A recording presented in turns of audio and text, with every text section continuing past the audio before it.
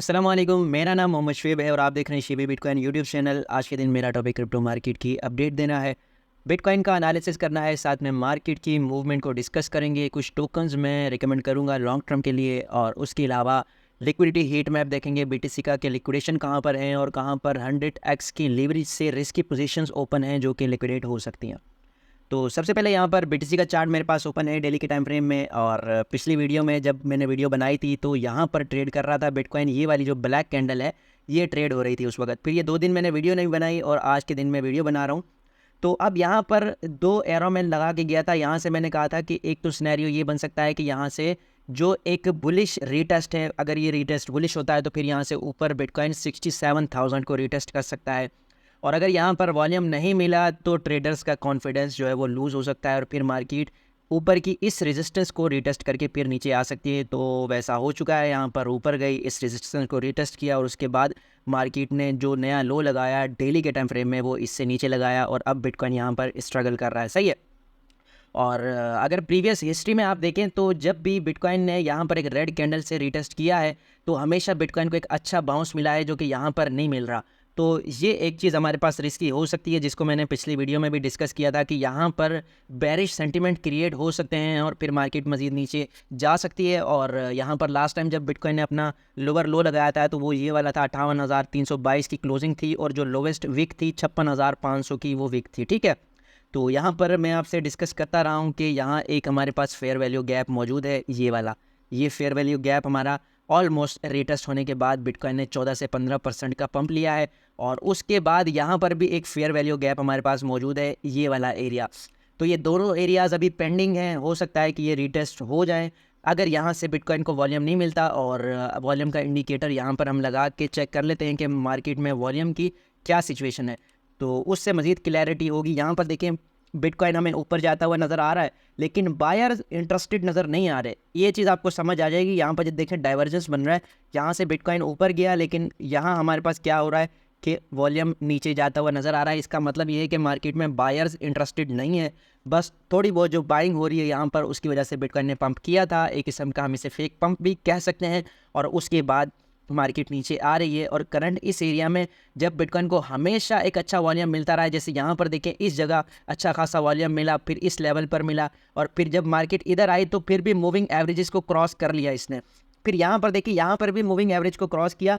अब यहाँ हमें ये सिनेरियो क्रिएट होता नज़र नहीं आ रहा। तो वॉल्यूम अगर नहीं आता मार्केट में तो फिर ये जो लेवल डिस्कस किए जा रहे थे काफ़ी ज़्यादा दिनों से मार्केट में वो जो है रीटेस्ट हो सकते हैं हमारे पास। और उसके अलावा अगर वीकली टाइम फ्रेम में हम देखें वीकली टाइम फ्रेम में क्या सिचुएशन है मार्केट में, तो यहाँ पर देखें एक लोअर लो बनाता जा रहा है। यहाँ पर थोड़ा सा सस्टेन किया था बीटीसी ने, लेकिन उसके अलावा वीकली टाइम फ्रेम में हर कैंडल एक से दूसरी से नीचे क्लोज हो रही है।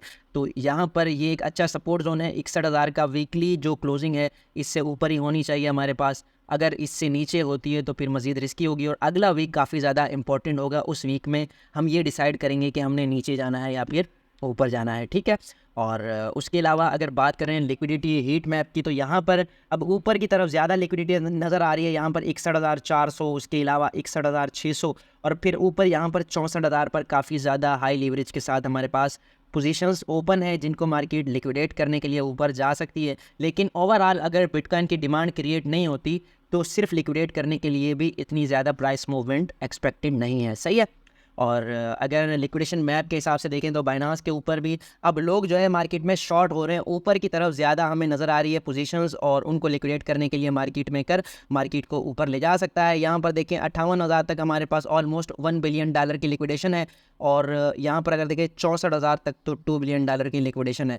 तो यहाँ तक जो एक मेरा मतलब कि एनालिसिस है कि मार्केट जा सकती है तो वो 62,000 तक जा सकती है। और यहाँ पर ऑलरेडी डेली के टाइम फ्रेम में हमने देखा कि बिटकॉइन ने एक अपना रिवर्सल पॉइंट डिसाइड किया था ऊपर की तरफ जो कि 63,400 तक था। ऑलमोस्ट वहाँ तक लोगों की लिक्विडिटी इसने ग्रैब की है और दोबारा से इसने डंप किया है। तो यहाँ पर फ़िलहाल मार्केट को आपको क्लोजली वॉच करने की ज़रूरत है क्योंकि बहुत रिस्की पॉइंट है ये। अगर इससे नीचे हमारे पास डेली क्लोजिंग वगैरह होती है, सेंटिमेंट बैरिश होते हैं तो फिर हमारे पास ये जो 50K और 54K का लेवल लोग कंसिडर कर रहे हैं वो हमारा सच साबित हो सकता है।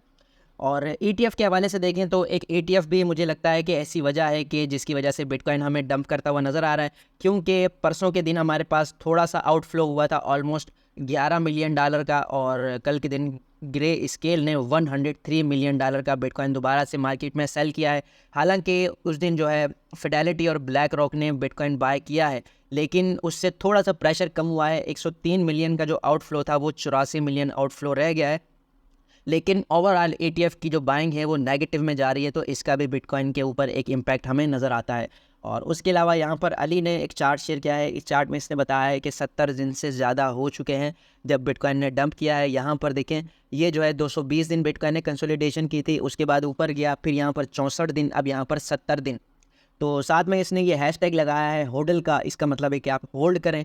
तो यहाँ पर बिटकॉइन की प्राइस अगर सस्टेन करती है तो कंसोलिडेशन का कोई मसला नहीं होता, यहाँ पर बोरिंग होती है। लेकिन अगर मज़ीद डंप करता है तो वो भी हम अपॉर्चुनिटी समझेंगे उसको, और फिर हम वहाँ पर भी अल्टकॉइन में एंट्री लेंगे और साथ में BTC को भी देखेंगे।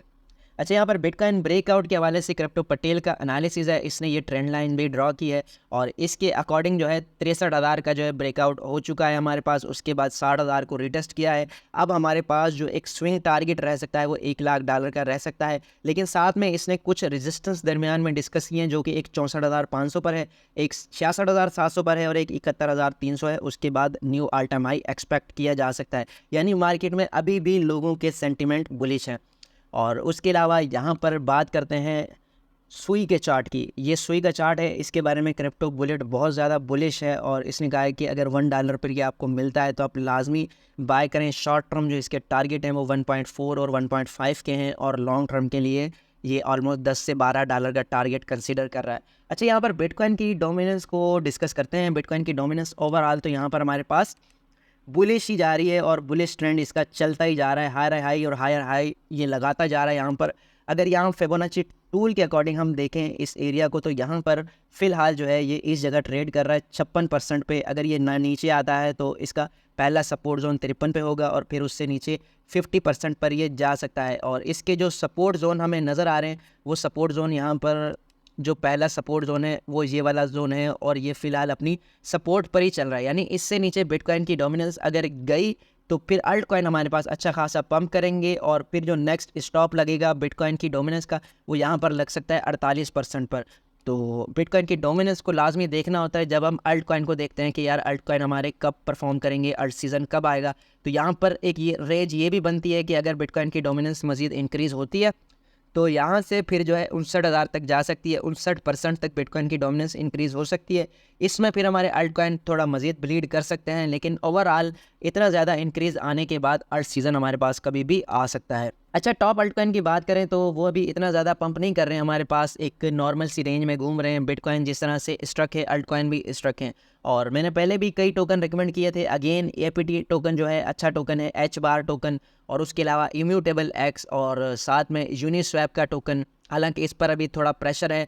और उसके अलावा STX link token, file token, और उसके अलावा और टोकन है RNDR है, मैटिक है। ये सारे टोकन ऐसे हैं कि लॉन्ग टर्म में मतलब कि बहुत ज़्यादा चांस है इनके ग्रो करने के, इनके फंडामेंटल, इनकी टीम बहुत स्ट्रॉन्ग है, तो लॉन्ग टर्म में ये आपको अच्छा खासा प्रॉफिट दे सकते हैं। तो अगर आपने अभी तक भी बाइंग नहीं की तो ये एक बहुत अच्छा टाइम है कि यहाँ पर आप बाइंग कर सकते हैं, अगेन अल्ट कॉइन में एंट्री ले सकते हैं। अगर BTC बिलफर्ज यहाँ डाउन साइड पर नहीं आता और यहीं से ब्रेकआउट करता है ऊपर, तो दोबारा आपको अल्ट कॉइन इस प्राइस पर बहुत मुश्किल से मिलेंगे।